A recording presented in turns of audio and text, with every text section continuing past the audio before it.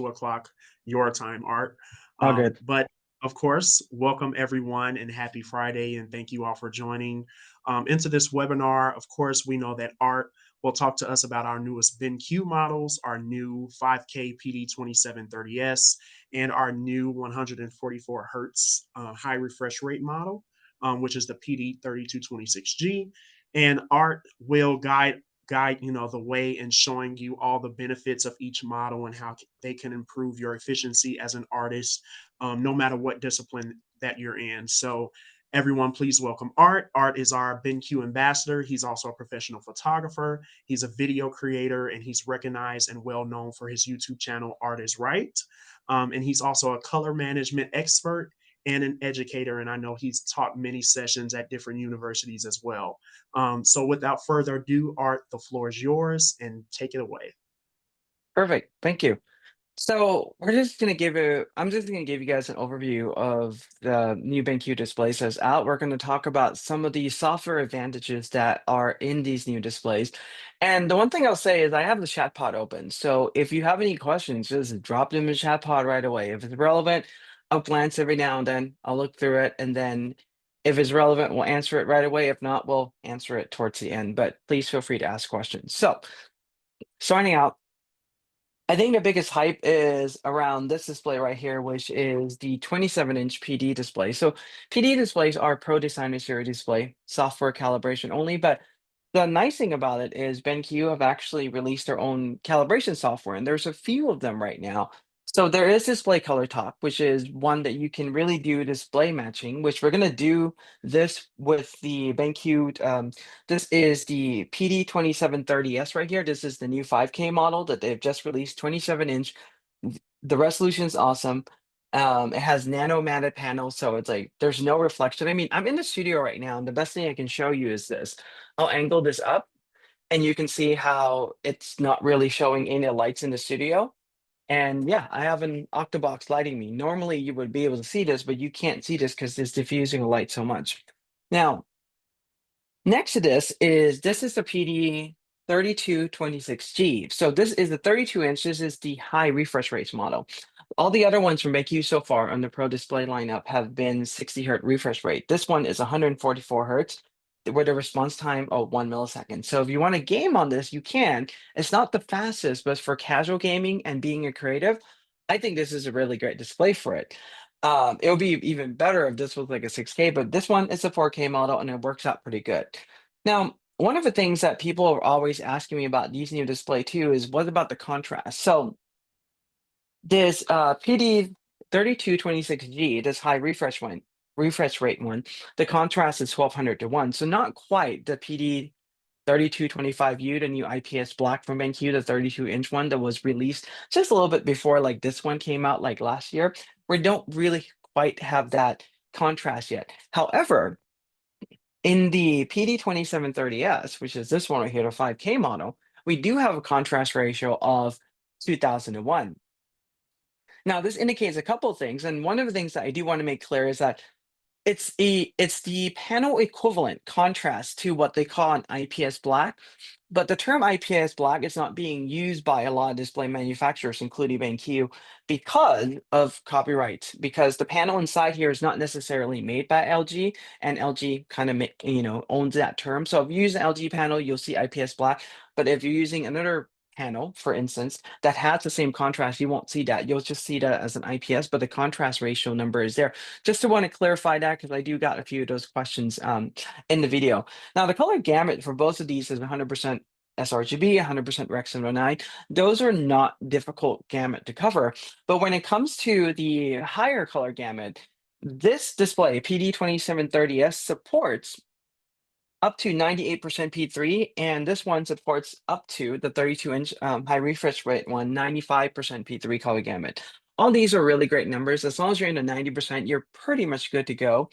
Now, one of the side note too that have kind of come up in the discussion is that this particular 5K panel, there has been talk about it being able to do Adobe RGB, and the coverage for Adobe RGB is kind of like in the low 90%. I would say. However, there's really no way to really calibrate this panel as such, but just, to throw the information out there so that you are aware. If you want 99% Adobe RGB, you still want to print, that's where SW lineup still come in and play a role.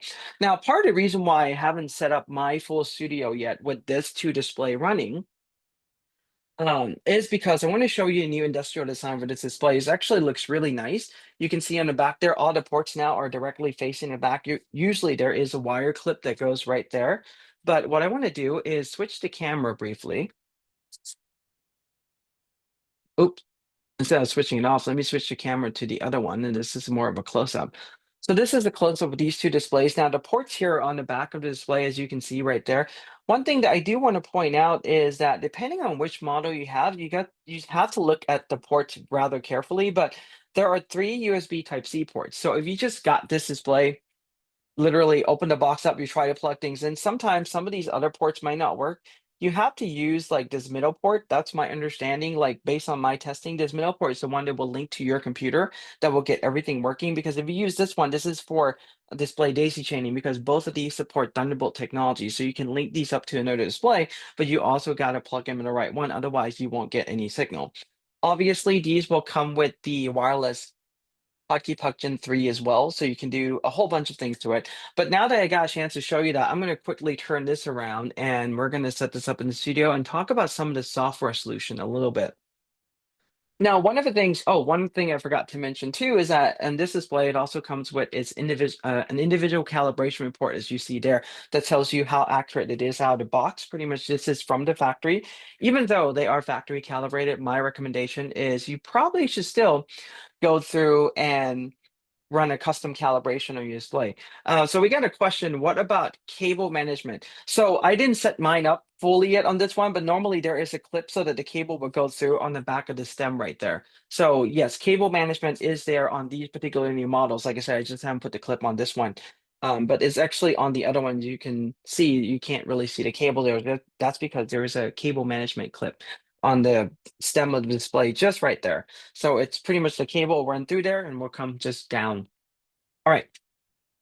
So what I'm going to do now is let's turn this around. And you'll see this one as well as I am turning this around. New industrial design, but we also get what they call the nano meta panel. See how much it doesn't reflect like the lighting in studio? It's just a really kind of like dull there. It's really neat. And I will also go as far as saying that this nanomatic coating is actually even more matted than Apple Nano Texture Display. Apple Nano Texture displays etched glass, so it still shows some reflection, whereas this one, it's pretty much just a diffused layer with no reflection whatsoever. Now, do note, I don't have the cable clip in there, so the cable is not going to be fully managed on this setup, but this is just to get an idea of what things look like.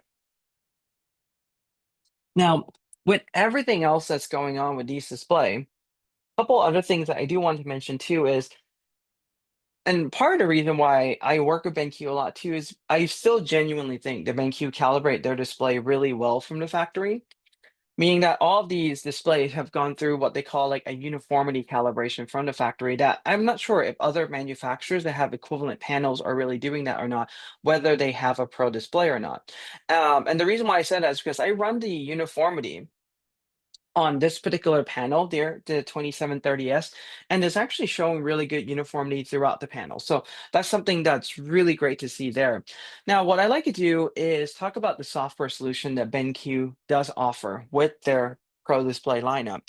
So there's a couple of software solutions. We're going to focus on software for display calibration, but there's also another piece of software that's called Display Pilot. And I know I'm trying to do a software demo showcasing the display.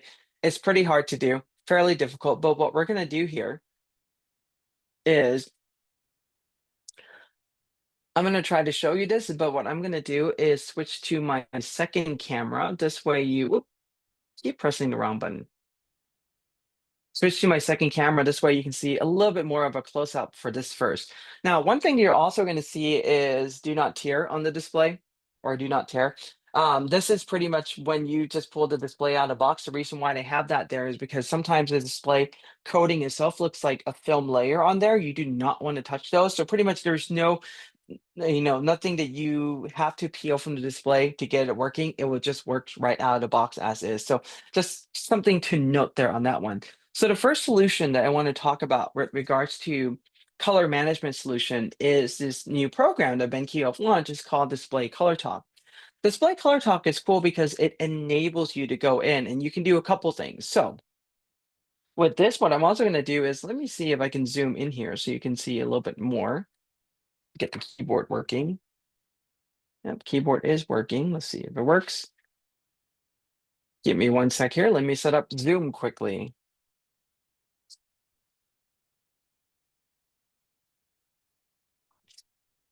Just as a little FYI, this is also a new computer setup, so I don't have the full thing like set up on here yet, but this gives us an idea of what we can do. Okay, so what I'm going to do now is just kind of show you this. You can see display color talk a little bit better. Let's hope that works. There you go. So yes, this is Display Color Talk.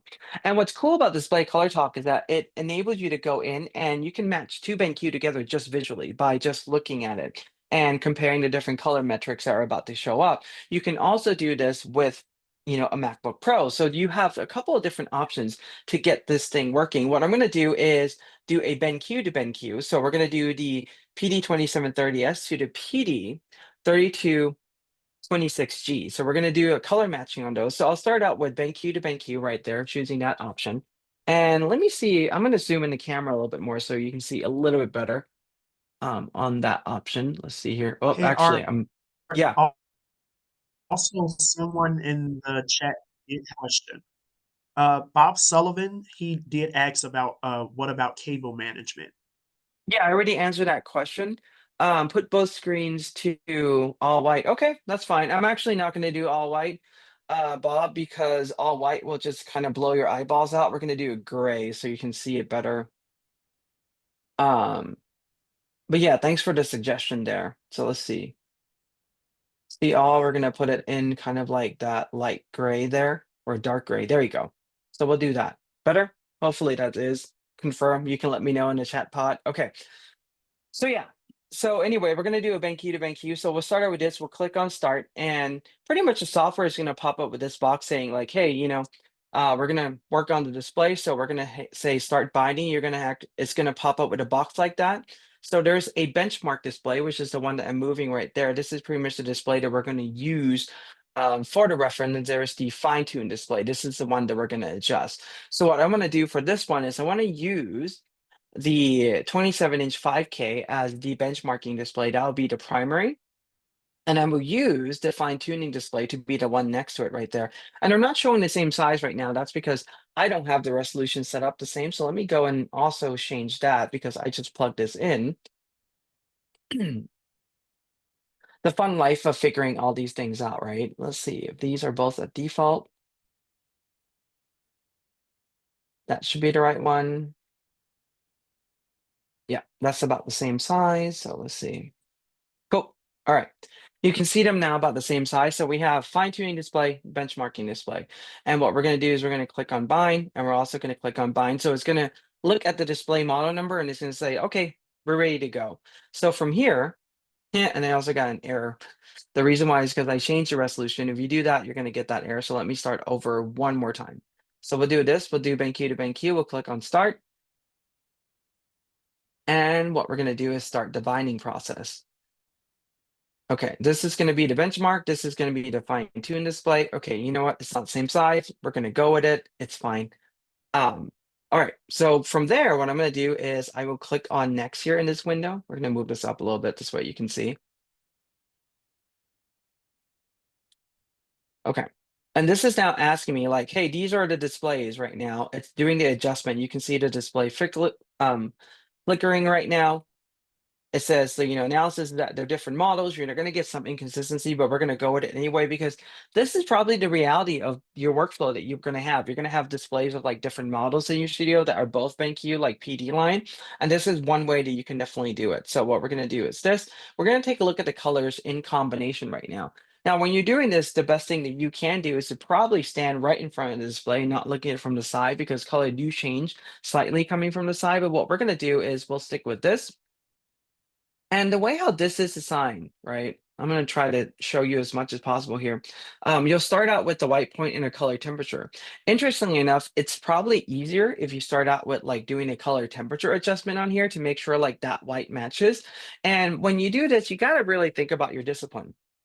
So the person who designed this software, the Color Lab at BenQ, Dr. Chris Byte, shared this information with me, and I'm sharing this with you, is that if you're gonna um, if you're gonna do this option, right? And there's a question in the pod, but I'm gonna answer that later on. If you have this option going on right now, what you should do is either look at a photo if you're going to do predominantly like skin tone and so forth, or the other thing that you can do is look at the white patches, the color patches on the bottom, and you have to kind of just like choose to match the color patches or choose to match the picture. For them both to match at any given time, it's not going to be really possible. So this is part of the thing why, like this software is good if you don't want to get a calibrator device, but there's a better solution later on called Palette Master Ultimate that allows you just to go in and calibrate one screen and you can match it to the other. I think that's the better option. So let's quickly go through this so you have some idea on how this can be done, and then we'll kind of go through this one. So for this one, there's a little bit more red. I'm going to turn this a little bit more to the cyan side of things. So this is like color correction in Photoshop. You just, if you're used to this one, you're pretty much good. I'm going to go in and add a little bit more magenta on here, trying to get that pretty much that color right there, that white patch, and also kind of like the brown or the light khaki color to match. And we'll do a little bit more of kind of like the blue. Actually, we'll turn it a little bit warmer. That's pretty close right now. Do note though that when you're looking at two different display models, regardless if it's the same brand or different brand, whatever that may be, it's going to be rather difficult to match or get them to come out the same. That's because the panel's different, the backlight's different. So there's a lot of variables that happens there. And one of the questions that was asked too is, will this option work for third-party displays? The answer to that is no, because there's no way to do what they call like the binding process, which is what you saw in the beginning, where this software recognizes that this is a PD 3226G. That one was a PD 32 20, excuse me, PD 2730S. There's a lot of names. I'm going to refer to them as 27 inch and 32 just to make life easy from now on. But essentially, it won't see them as a BenQ display, and it cannot go into display firmware to do adjustment, where this right now is talking to the display firmware. So from here, now that we have got those white point kind of adjusted, what we're going to do now is pretty much look at the color on the screen. I want to go back on one more thing I forgot to mention too, is you can also adjust the brightness so that it matches too. Like let's say if this is doesn't seem quite as bright, we can make it a little bit brighter and have it match a little better. So it just really depends. As far as brightness goes, both of these displays are 400 nits max brightness, so they're HDR 10 compatible, and they're also VESA 400 certified. So looking at the red right now, they look pretty close. I think this one red is a little bit more like slightly more yellow in the hue. So I'm going to add a little bit more to that, like a few points. You start to get the idea as far as how this is done. So we'll adjust that a little bit more. We'll go in the next color, go into the yellow. I'm going to add a little more saturation here. I think we're almost there, and make this a little bit more towards the, yep, that's a pretty good color matching. So this is like color matching in Photoshop, right? You're trying to match these two colors. I think these looks pretty good.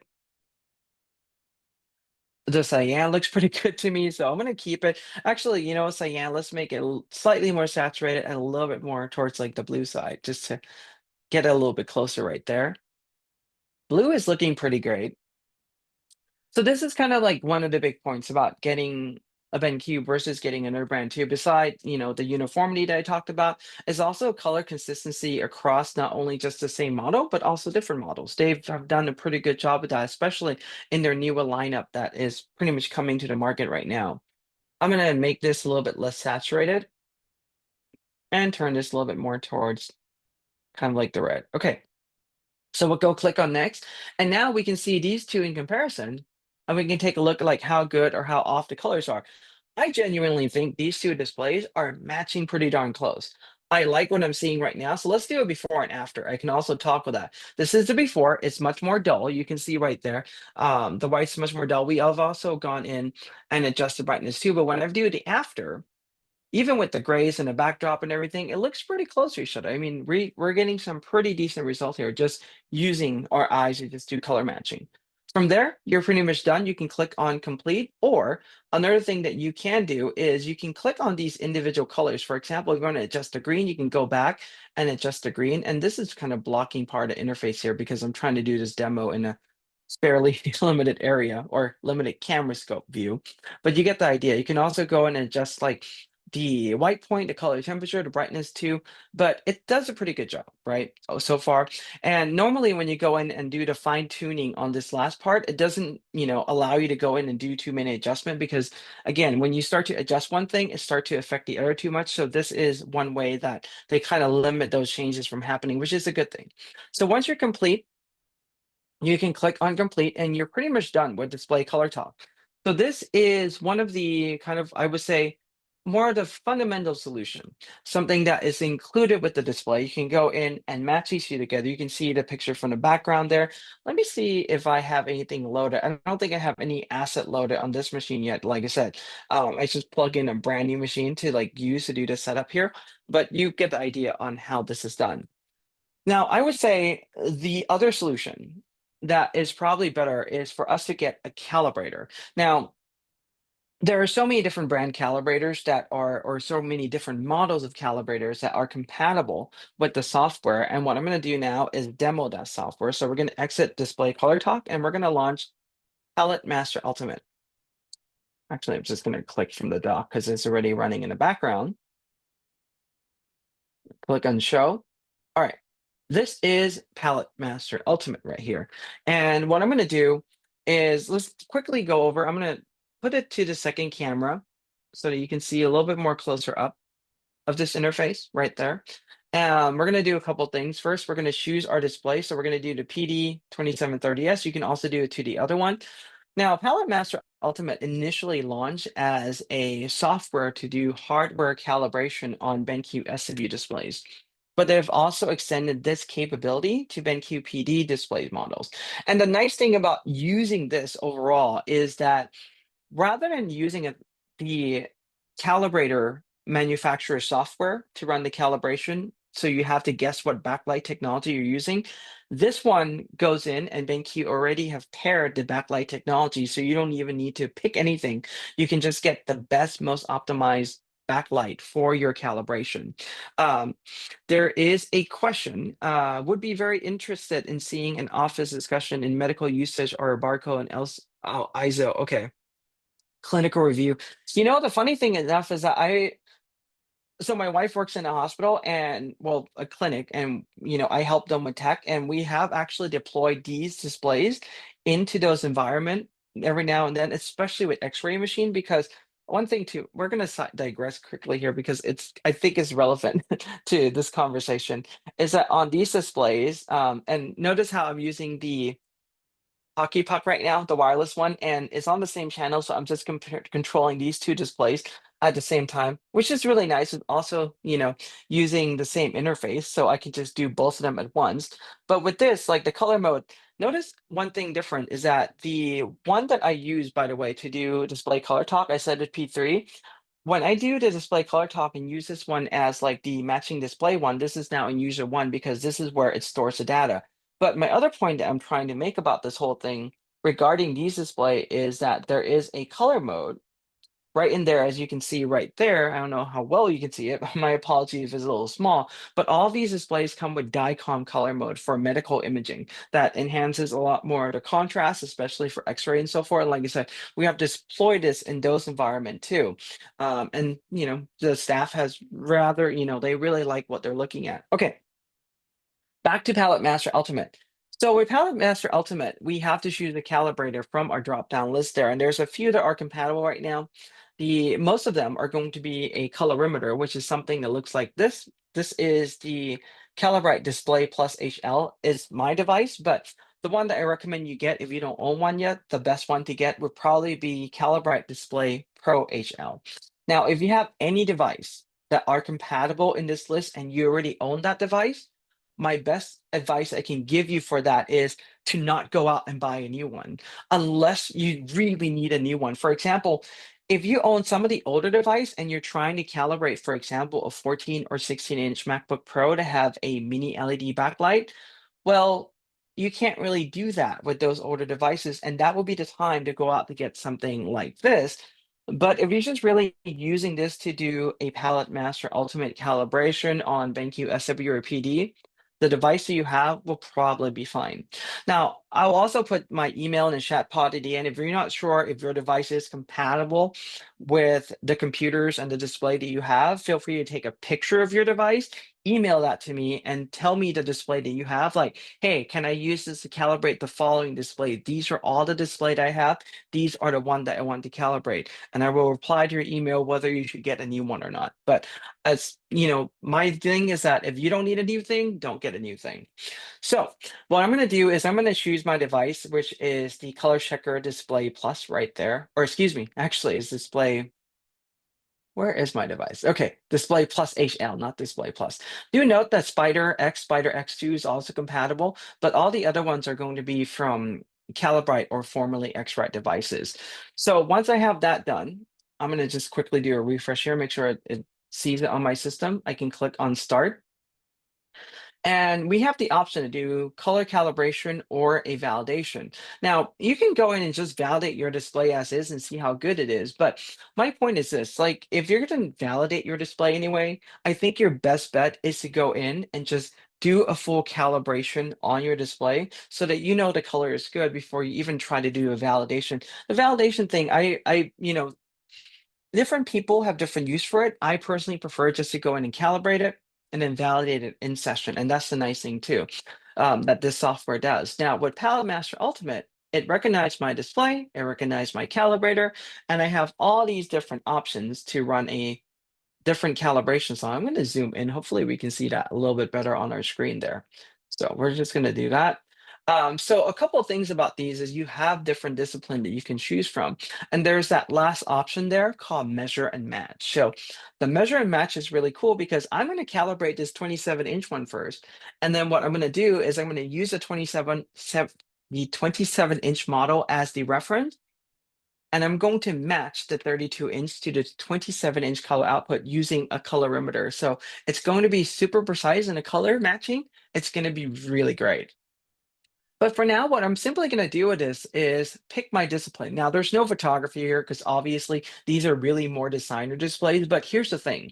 My advice is if you do any type of work like for content creation, for any type of editing, or even just photography, I genuinely say that going in and choosing graphic design P3 is really a great place there because you're using P3 color gamut, which is the largest color gamut on the display. So you can go in and choose that. You can choose the CIE D65. That's the white point there. You can learn more about it. So for example, if you want to learn more, you can click on that little dialog box.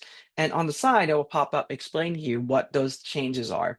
I'm going to hide that briefly there. But what I can do here is, for example, on the brightness, I can change this. So if I do graphic design, or any type of printing material for that matter, I want to print, or I'm a photographer using this display, I might not print now, but I might be printing down the road. This is something that can definitely help you out. So I'm going to do this at 100 nits or 100 candela per meter square. Brightness, we're going to do P3 color gamut there. And for this one, this last one right here, the bottom one, you're going to see sRGB a lot. This sRGB thing is not sRGB color gamut. It's actually the gamma tracking curve. By the way, for those of you that are in this program, I'm going to share one thing with you. If you're on a Mac and you're running a calibration, you should set your display gamma curve instead of 2.2, set it to sRGB because with 2.2, there are some issues with macOS force changing that to sRGB and causing some dark tone to crush and everything. But anyhow, that's beside the point. So what we're going to do is we're going to select a setting and we're going to select the calibration mode. What this calibration mode should really be renamed calibration slots because on these displays, there are 2 user slots that you can choose from. Now, what I'm simply going to do is calibrate it into slot 1. I'll click on next. Now it's going to tell me a couple things like warm up your display at 30 to 60 minutes, recommending using DisplayPort to USB-C. You can also use HDMI, but it's less recommended because sometimes HDMI have a tendency to truncate signal down from the display.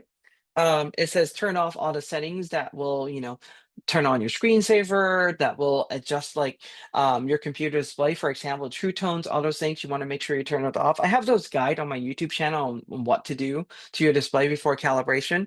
And lastly, do not use mirroring mode. We're on the extended mode. You can see right now how this is not showing the same thing on both displays. We're pretty much good to go. And what I'm going to do is zoom out a little bit there, click on next. So now it's going to say check the calibrator, and I'm going to do for this one is as follows. Actually, you know what? Let's do a closer one because this still works. You know what? Let's go out to the wider screen one. This way you can see me a little bit better. Okay. So with this one, I have a calibrator now. What I'm going to do is simply just pull up on the calibrator like so, flip this over. So you're going to do this. I mean, hopefully this shows it a little bit more, like pull up a little bit and turn it over onto the side there. You can see how the flap is opening there on these particular device. And I'm just going to adjust the counterweight a little bit. There's a little kind of like button there that you push a little bit and the cable just slide really nicely. You don't have to yank on the cable because if you try to do it otherwise, like it won't go really well. You're just going to damage the thing. So what I'm going to do is I already opened the calibrator up. I'm going to click on next. And now what I'm going to do is simply put this on the display. I am going to adjust the counterweight like so and angle the display. Notice how it doesn't really stay on, but that's why I have to tilt the display up. I'll click on next, and then we're going to start the calibration. Now, this is going to go through a whole bunch of patches for calibrating this. It's starting the process right now. You see the display flickering. It is talking directly with the display firmware to run the calibration. It's going to quickly go through 23 patches, run some iterative profiling, like about 5 colors, and then do the verification at the end. Through all this is also adjusting the brightness of our display as we're going through this too. Now, if you have any other questions right now that's kind of lingering on your mind, this would be a great time to put those questions in the chat pod because we have a few moments here while we're doing this that we can answer those questions, that I can answer those questions for you. I'm also going to put in, let's see. I don't know if I can type to all of you guys, but I'm going to type in my email.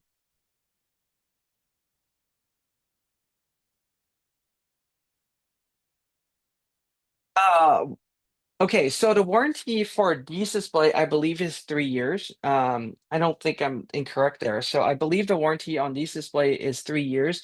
And regarding the return policy on these, usually I believe BenQ has like a 30-day return policy if you get it from BenQ, and it depends on other resellers where you get it from. Some return policy may be different. So if you get it from their distributor, for example, a camera store like BH, I think BH also have like a 30-day return policy. I would check the store that you buy from return policy, but if you get it from BenQ, I believe it is 30 days that you can, test it out. If for some reason this is not working out up to your expectation, is something that you can definitely think about returning it. But I think that once you get these and deploy in your studio, I think you're gonna like what you're looking at. We got a question regarding color temperature. So the color temperature I'm using for all my work and everything that I do is D65, including my print work. In fact, I just got an email from a follower on my YouTube channel asking like, hey, Art, most traditional printing use D50 or D55. How come you're using D65 for like, doing professional photography work and printing? I'm like, what it really comes down to with those is I like D65 better because our eyes see the most color at 6,500 Kelvin color temperature. The other thing is it doesn't really matter what color temperature you use as long as you can match it with the bulb, the light bulb that you're viewing your print. When you have the print next to the display, that's kind of the whole goal. As long as you can have those at the same color, you can set it between these, like more the traditional one, the 5,000 Kelvin, or you can also use D65 as well, which is pretty much display default nowadays. So that's answering the color temperature. Hopefully that answered the question there. You mentioned something about calibration with Mac. What's your recommendation? So calibration with Mac, if you're trying to calibrate a Mac laptop, that will be a 14, 16-inch MacBook Pro. Those are the one that the keyboard will has like the black keys, and these are the one with like the notch on the display with the mini LED. If you have those, I have a full guide on how to do that, but the best advice to get for those, I would probably say get a Calibrite Display Pro HL. All right. I'm gonna come back. I think there's like one or two more questions there, but I want to pause this question briefly and then just jump right on, jump right back to our screen. It says calibration completed. So the nice thing about this software, like I said, it calibrated the display. It also ran the validation pretty much in session, so you don't have to do that separately. It just does it for you. We're gonna click on check report. And I'm going to bring the device down for just a moment there. I'm going to show you a few things. So with this, what I'm going to do is change our camera again because it's just simpler that way for you to see a little bit more close up of this. So this is the calibration report. And I'm just going to cut the information on the left side out so that we can see that a little bit bigger, right? So hopefully that helps. Now, with this, you can see this is my target luminance. This is the result. This is pretty much what I want is 6504. I'm getting 6539. With regard to color temperature, if it's off by, I would probably say like in the double digits, it's fine. If it's off by like maybe 100 Kelvin, it's still kind of okay. But if it's starting to get into, for example, like 400 or 500 Kelvin when their color is off, I would probably look at recalibrating at that point. But if it's only off by like this one is what, by like 34 or something like that, you're good to go. You're not going to see 100 Kelvin change, but you'll see or excuse me, 400 to 500 Kelvin. You'll see the color temperature change there. It also gives you the XY coordinate, what is supposed to be, what you're able to get. These are really close to each other, the color gamut coordinate, and also the black point. We always set our display for calibration to like absolute zero. But the thing is that because these are IPS LED backlight, there's no way to just turn off like one zone entirely. But we're able to get a black that's pretty dark at zero point 0.1 candela, which is actually pretty neat. So the average delta E for this one is 0.77, which is pretty good. I'll click on more details there.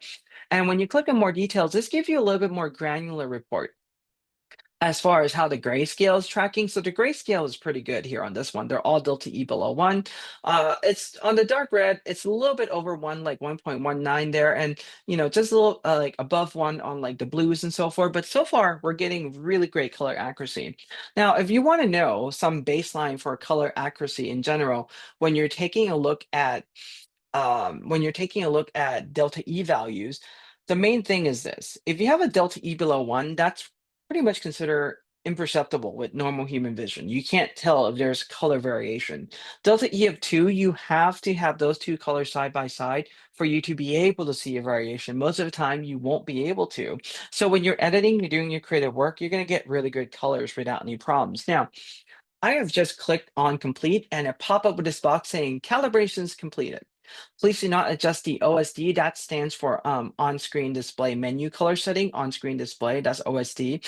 Color setting manually or as it may affect the calibration result. So pretty much because these are software calibrated display, yes, it have gone in. It has talk with the display. I'm going to change the camera here. It has gone in, it has talk with the display. It puts the calibration setting into that calibration slot. But the one thing is that it cannot fully lock it in. So for instance, if I really want to, I can still go on the display. And if I want to change the brightness, I can, but I shouldn't do that because the moment I do, I have now messed up my calibration. So these are just some of the things to note. This is why this is not a full hardware calibrated display, whereas on the SW, it just locks you in. You can't change that. This gives you a little bit more flexibility, although it does open a little bit more of a door too for you to go in and change the setting post calibration. So just keep in mind that if you're using Palette Master Ultimate, you're running in calibration this way, you're getting really great colors, but don't really go in and adjust it too much. Now, this is also the reason why they have two user slots. So you can do one for one color gamut, another one for another color gamut altogether. Like let's say you just want to use sRGB, that can be a calibration slot too. Or the other thing that you can do is do one for Mac, one for PC. Another thing that you can also do is do different color gamuts. So one can be display P3, DCI P3. The other one can be just sRGB color gamut. If I haven't already covered the color gamut part, but sorry, brightness. So one can be like 100, the other one can be like 160 or something like that. So there's multiple different ways of doing this. You're not capped or limited to one, but there's just multiple different approach. All right. So what I'm going to do now is I have the same display selected. So what I'm going to do with this now is I'm going to go in and let's jump to my second camera again. So you can see a little bit more of a close up and we're going to jump back and forth a few times here. So the display model at this point in time, this is the 27-inch. I'm going to choose the 32-inch one now because what I want to do is I want to calibrate this display, but you just take a look side by side there. You can see there's a color difference right now, even just on the camera I'm capturing. This is darker. This is showing a lot more gray, right? This one's a lot lighter. So there's obviously some color mismatch going on. So I have the display selected. I have the device selected. I'll click on start. We're going to do a calibration. I'll click enter. And now you also see on the display as well, when we do this, it says OSD lock me. It's locking up the menu for the display because it wants us, it wants to lock this so that we don't go in and change the setting while it's doing something. So what I'm going to do with this one, instead of picking these color gamuts, deciding what I want to do in my workflow, let's zoom in a little bit more there. What I'm going to do for this one is I'm just going to simply go to the bottom and click on measure and match. Now, here's the interesting part about measure and match. It gives us a warning. It says it's recommended to measure BenQ monitors of the same model. BenQ is unable to guarantee the color consistency when using a different monitor. The preview function will be temporarily disabled during the measurement stage, which is perfectly fine. But essentially, it also recommends using the same model. I don't have two of the same BenQ models, but I have two of the latest generation, which BenQ have also done what they call color consistency calibration at the factory. So this is going to help out a lot. So I'm going to say continue. And you can also apply this principle to, for instance, with like an SW display too. I mean, there's ways how you can cross this, but in general, having just like BenQ to BenQ is going to help out a lot. Because what I'm going to do now is this is a measurement window, and I'm simply going to drag this out to my other display. This is going to be the 27-inch model. And what I'm going to do for this part is I am going to switch to the wider angle, because normally when we measure the display like this, what we want to do is measure it from the center of display. That's about what I'm going to do. I'm going to open my device up. We're going to hang it from this display because we're now using this particular 27-inch as a target for our color. And we're going to click on next on the screen. It's going to tell me to open the calibrator like I've shown you before. It's going to tell me to tilt the display. All right, we're good there. And it tells me to put this in the center box there, which is close enough. We're going to click on start. So now this is doing the color measurement. It's measuring the color from this display, is measuring the white points, measuring the luminance and everything, and is going to use this specific output as the target value for this display. This is how we do color matching. So we're no longer really just like, oh, we're going to calibrate these display individually. So they're going to be the best calibration for each, but they may not match each other.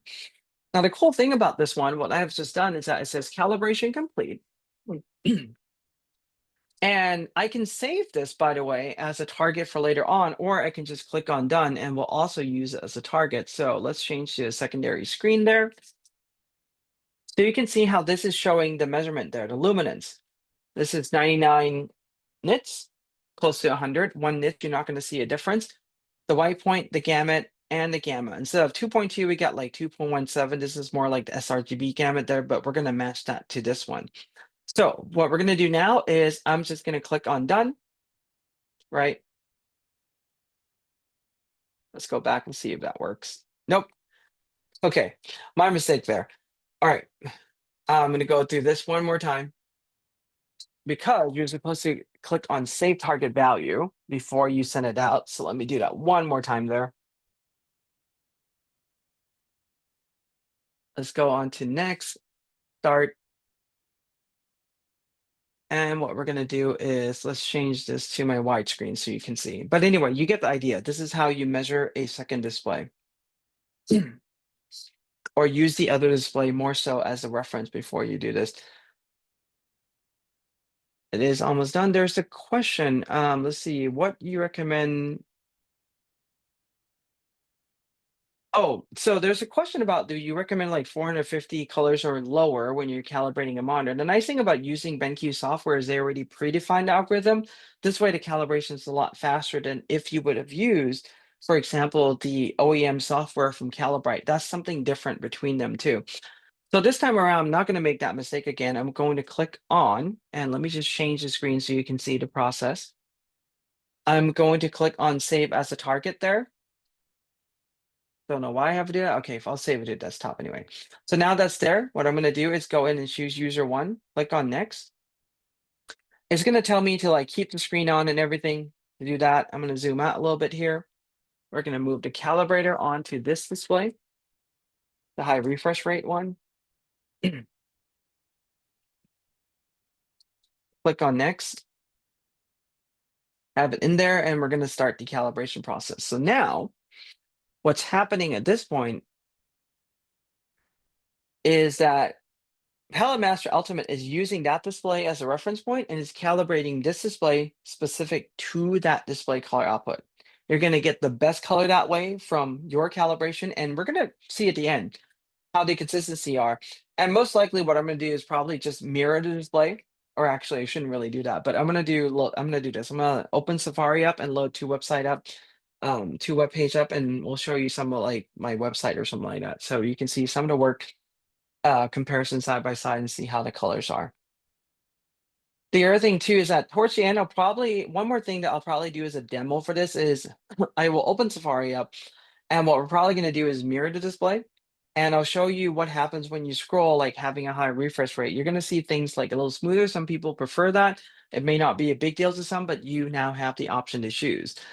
So I have an Asus monitor and a calibrator HL. Okay, so this is answering the question for Popa. So for that alone, well, I have a guide on how to do those as well, but I will probably choose the largest amount of color that's possible. I believe it's like 461 or something like that.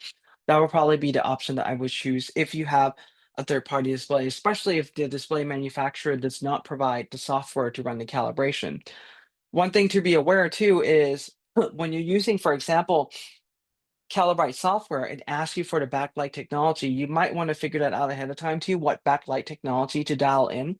Because I know with BenQ, a lot of time it's not just white LED. That's the most generic one. It will work, but it's not the most optimized.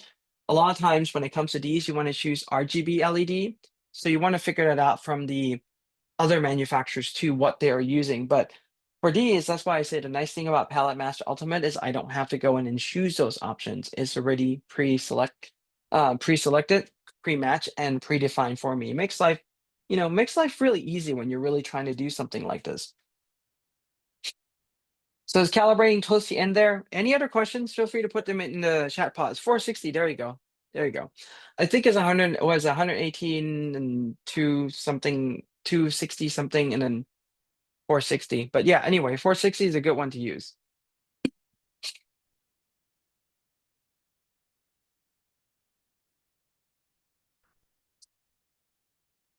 All right. So yeah, it's calibrating the grays right now. This is doing the gray adjustment. Sometimes, especially when you're doing the matching, it takes a little bit longer, but that is the case. Anyone else typing the question? Oh, and by the way, my email is hello@artisright.com. So if you have any questions, you want to send me a picture of a device, just do it there. Apparently, I'm trying to like when I try to type, it only types to like the host and a panelist. It won't go out to you guys. So my apologies there, but I can see you're typing when you chat with me, but I won't see it otherwise. I don't think we have a question. Do we have a Q&A pod? Yeah, we do, but there's no open questions, so I'm not going to worry about that. Chat pod works just fine. Perfect. Thank you. Yep. hello@artistright.com. Feel free to send me their email there with any questions following up on this. And like I said, if you have any other questions, feel free to ask them too. It doesn't have to be related to BenQ. As long as it's related to color management at large, I'll be more than happy to answer them for you.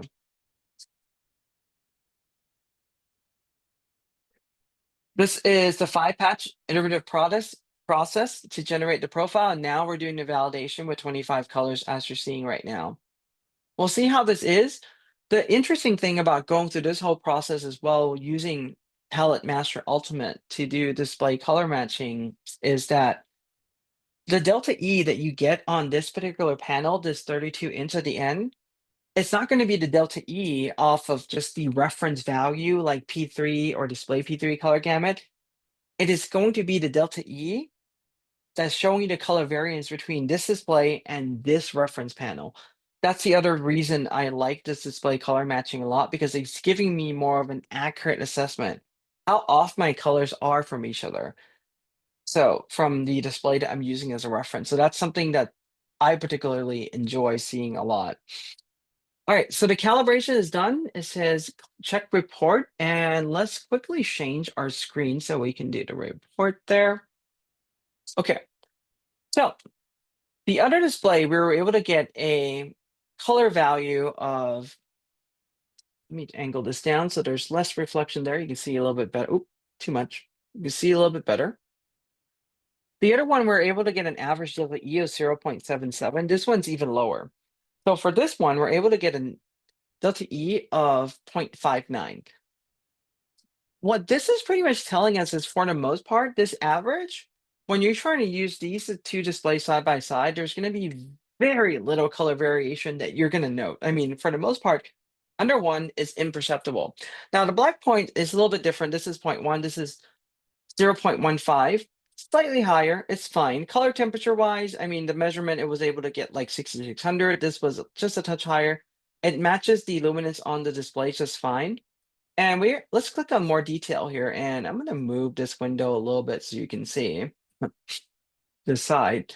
So these are all the delta E values, and pretty much the only one that we got a delta E value above 1 would be kind of like that dark green and like the even darker green. Otherwise, they're actually below 1. And even though they're above 1, they're like 1.04, 1.21. You're not really going to notice a difference. So what we're able to get with this overall is a really good color calibration for both of these, and also an excellent color matching between these two panels. But the best thing to do is, let's open some website that has like some pictures. So I'm just simply going to go to, for some reason my display flicker there didn't save the value. Let's see what happens.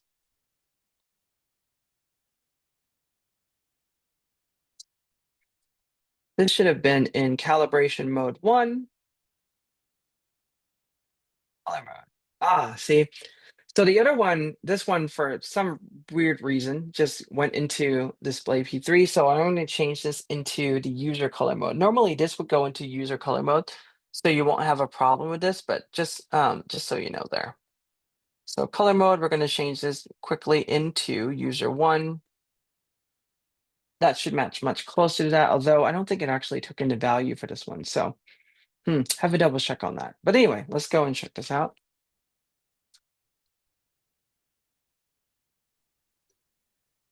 Hey, Art, you also do have another question from Steve Yeah, Miller. go Um, ahead. he he asked about doing video editing. Can you calibrate for video colors as well if you're working on three Yes. monitors? Yes, so I'm gonna open that up, but you can see how like these kind of compare side by side. This is brighter for some reason. So for some reason, when I click on done at the end, it didn't save this. It could be that I need like to download a new software update from Palette Master Ultimate to be compatible with this, because literally I just opened a box from this one. Not the brightest idea, by the way, so don't use my advice sometimes. Like, just open a box up and just do the live demo as you just plug in the display. But it's good for you to see both, and I wanted to show you both of these new displays. That's why we're doing this. But anyway, you start to see the color there. Colors are actually matching pretty good. It's the luminance that's a little bit off on this one. Overall, it's a little bit brighter on the 32-inch. But I'm not going to go through and have you guys go through the calibration process again. Just know that if you download the latest software, it should work just fine. I didn't check the software before I actually did this demo. I just launched it up and it's just like, okay, let's just go. So I want to show you quickly Palette Master Ultimate. And by the way, if you click on Palette Master Ultimate from the dock and it doesn't show up, one thing that you can always do is look up on the menu bar, especially in a Mac. You might have to click on the Palette Master Ultimate icon and click on Show for it to just jump on the screen. But I want to show you this because what I want to do is show you the option that there is a video editing option right there that sets this to a video standard. So let me just switch the cameras. You can see how there is a video edit for 100 nits, D65, Rec 709, and the gamma is set to 2.4 on this one. So you can certainly go in and use that option. There's also, this is more of like just a video editing, but there's also like cinema output. So for example, if you're going to use this video for like projectors and everything, the brightness is set to very low, 48, 6300 Kelvin. Your screen is going to turn extremely dark on this one. Or a CIE D65P3. I would probably say you're probably going to get the best experience using this option for video editing, because those cinema options are really specified towards cinema. And when they say cinema, what they're really referring to are pretty much projectors inside like a dark theater or something like that. Those are the nits that they normally run at and the color temperature that they normally run at. So that's what we're doing there, but there is an option for that. Let's see. Um, two for creation, one for positive video. Like, if, to answer Stephen Miller, Stephen, um, or Steve, my apologies, Steve Miller. So to answer Steve's question a little bit more too, what you can also do because you have three displays, and I think like your use is like two for creation, one possible for video. What you can do is just dedicate a monitor. You can calibrate them all differently. They don't have to match. But the other thing that I will also tell you though is even though I might have gone in and calibrate this like with display P3 using it like for designers and everything, majority of your video editing software nowadays, if you use Premiere, if you use Final Cut, including Resolve, they're all color aware, meaning that they respect the color gamut. So if you have gone in and calibrate this large color gamut and your timeline is Rec. 09, it's going to show you on the display, even though you calibrate to a larger color gamut, it's still going to show you Rec. 09. So the days that we have before of going in there and really capping the color gamut in order for us to see accurately what color we're supposed to be seeing, what color gamuts there are, because it's kind of like really changed a lot now.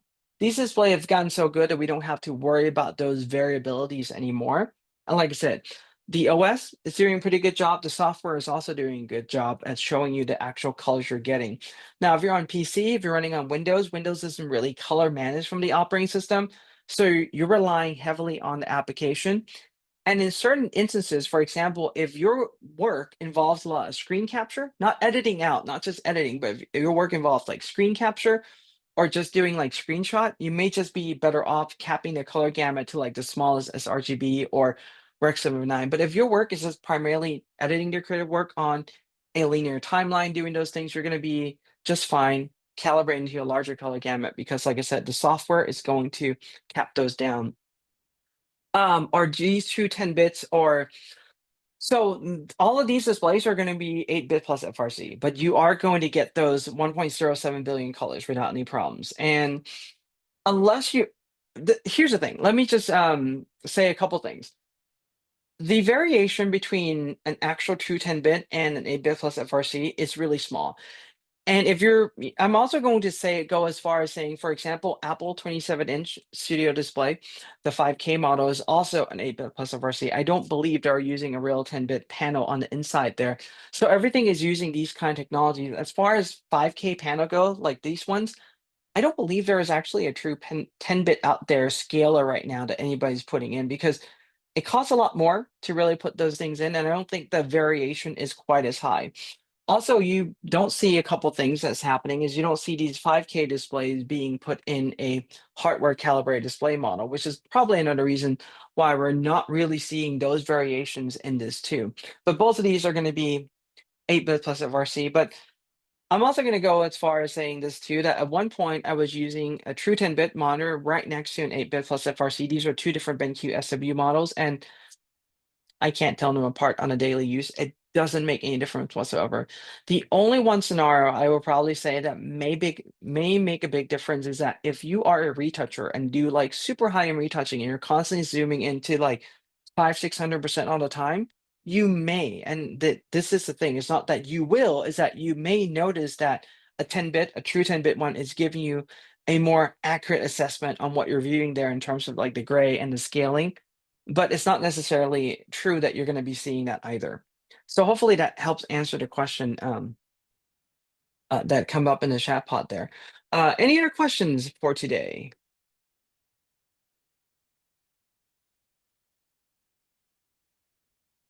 Well, I don't see any questions coming up right now unless you're typing. We'll give it like probably like one more minute here, but you have my email in the chat pod. If you're not sure if the calibration device you have is compatible with the display you want to calibrate or not, and this does not have to be BenQ, it can be any other ones. Feel free to just take a picture of your device. Do take a picture of your device. Do make sure that I can see the marking on the side of the device so I know which one you have. Send me an email. Tell me the display you want to calibrate, and I'll make sure to answer your questions about it.